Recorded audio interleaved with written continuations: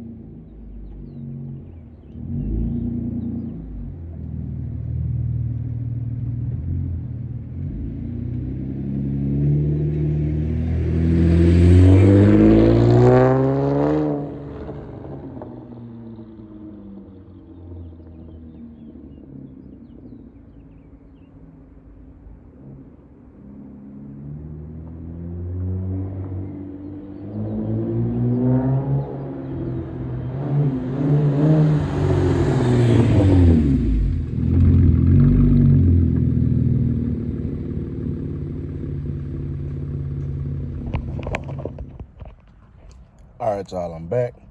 I know that wasn't the best angle, but I tried to get as good as I could.